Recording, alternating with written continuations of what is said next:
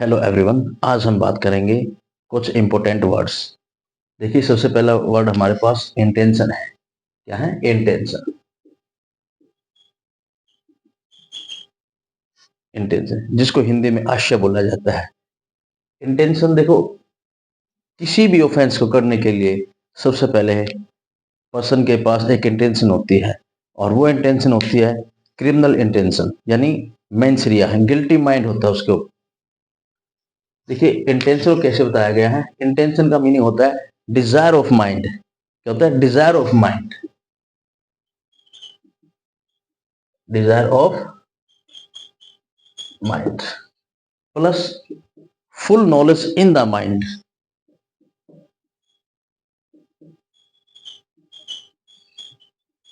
Full knowledge in the mind.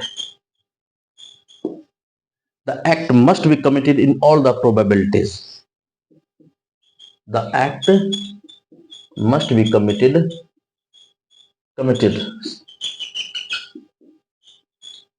in all probabilities.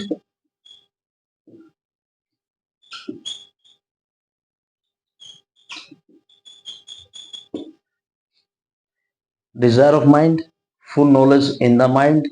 The act must be committed in the all the probabilities. यहाँ का इसका मतलब है कि सबसे पहले आदमी की डिजायर होगी। डिजायर का मतलब होता है कि वो चेक क्या चाहता है। डिजायर ऑफ माइंड, या हम ये भी कह सकते हैं to produce the consequences of particular act. क्या कह सकते हैं? प्लस कर सकते हैं आप इसमें, टू प्रोड्यूस द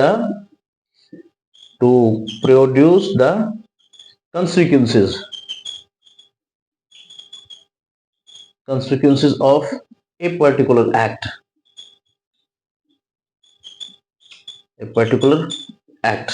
कि उस अपने एक्ट के वो रिजल्ट प्रोड्यूस करना चाहता है। अगर हम किसी आदमी की डेथ करना चाहते हैं तो इसका मतलब है कि हम उसको मर्डर करेंगे, जो हमारा बीएनएस में एक ऑफेंस है। अंडरस्टैंड? और सबसे पहली बात है कि इंटेंशन को पता कैसे लगाया जाएगा उसका, कि इस आदमी की ये इंटेंशन है, इसने जो ऑफेंस किया है। सबसे पहले हम ये चीज देखेंगे, उसके एक्ट से पता चलेगा। किससे पता चलेगा? Intention can be determined by this act. Intention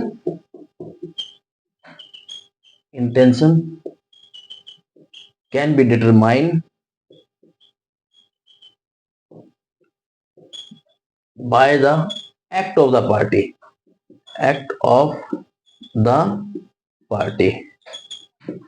understand? सबसे पहले हमने बात की इंटेंशन की। देखो, इंटेंशन का मीनिंग होता है desire of mind. Desire of mind का मतलब हमारी माइंड की क्या डिजायर है, plus full knowledge in the mind, कि पूरा नॉलेज है। The act must be committed in the all the probabilities. जो हम ऑफेंस कर रहे हैं, किस वेपन से हम यूज कर रहे हैं, है ना। मान लीजिए हम किसी नाइफ से किसी को ऊपर वार कर रहे हैं, तो हमें पता है कि उससे हमारा जो एक्ट होगा वो उसकी डेथ होगी। कहने का मतलब है कि इससे उस पर्सन की डेथ होगी और उसकी मृत्यु बिल्कुल होगी। कोर्ट अपने आपके इंटेंशन को डिटरमाइन कर लेगा आपके एक्ट से।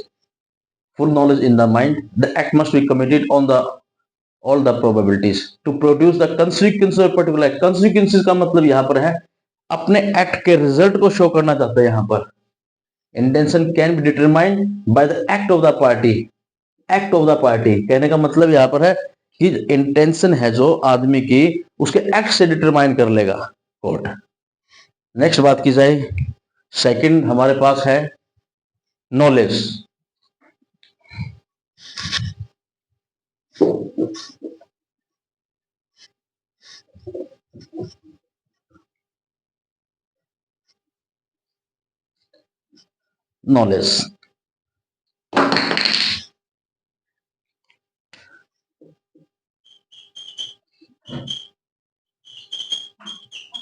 देखिए, नॉलेज भी अपने आप में बहुत इंपॉर्टेंट पॉइंट है।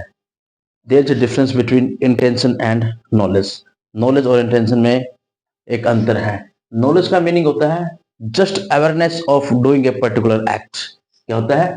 Just awareness.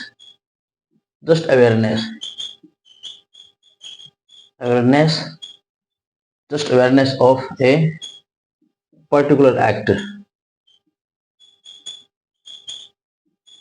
कि हमें बस जस्ट एक अवेयरनेस है। जब हम किसी ऑफेंस को करते हैं तो हमें जस्ट अवेयरनेस है कि भाई ये ऐसा एक्ट हो भी सकता है और ना भी हो सकता है। Understand?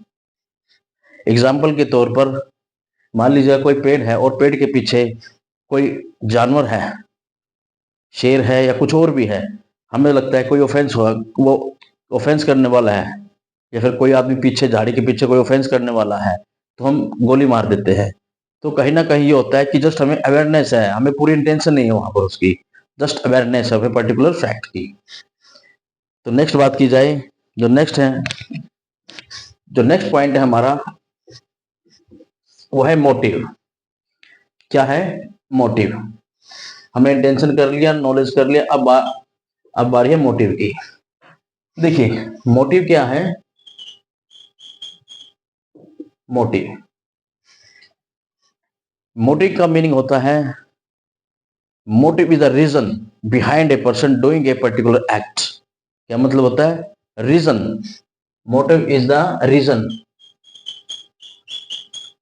Motive is the reason behind a particular act.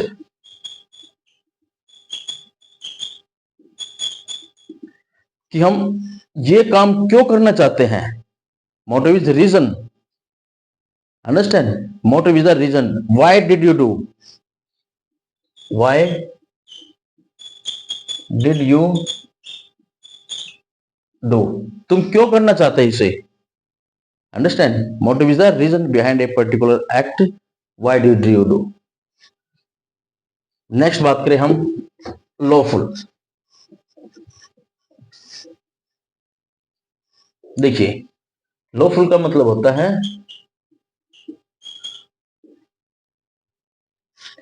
Lawful का मीनिंग होता है सपोर्टेड बाय लॉ, है ना, supported by law, supported by law, by.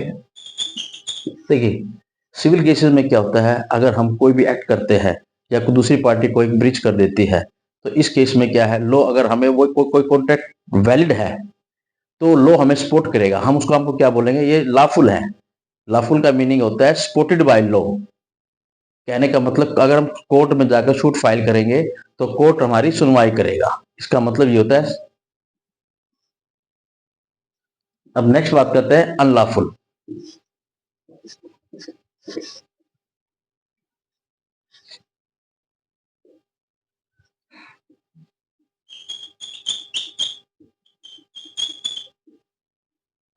देखिए अनलॉफुल का मीनिंग होता है नॉट सपोर्टेड बाय लॉ। उसी तरीके से जैसे हमने लॉफुल की बात की थी, अगर हम कोर्ट में जाते हैं किसी भी काम के लिए, अगर हमारा कोई राइट है, कोई ओब्लिगेशंस है वो क्रिएट हो रहे हैं, तो कोर्ट हमारी सुनवाई करेगा, तो उसे बोलेंगे लॉफुल एक्ट है मेरा। अगर कोई भी एक्ट है अनलॉफुल है तो कोर्ट उसको सपोर्ट नहीं करेगा, यानी वो हमारी बात को नहीं सुनेगा, यानी unlawful. Unlawful means not supported by law,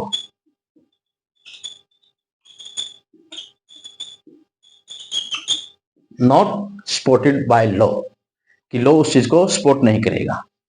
next बात करें हम वॉइड की।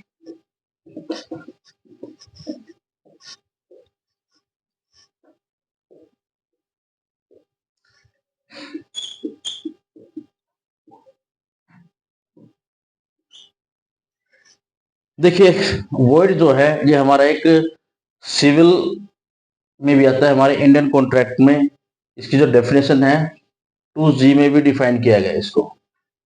वॉइड का मीनिंग होता है an agreement not enforceable by law, an agreement, an agreement not enforceable by law. Understand? कि कोई भी ऐसा एग्रीमेंट है उसको लॉ के द्वारा लागू नहीं करवाया जा सकता। और हमारा एक ये रह गया था भी वैलिड। देखो वैलिड का मतलब क्या है? वैलिड वही बात है कि भाई valid enforceable by law. Valid valid valid का मतलब होता है enforceable by law. Enforceable by law कि कोई भी एक्ट है या हम कोई भी सूट फाइल कर रहे हैं उसको हम कोर्ट में जाकर उसको लागू करवा जा सकता है। Thank you very much.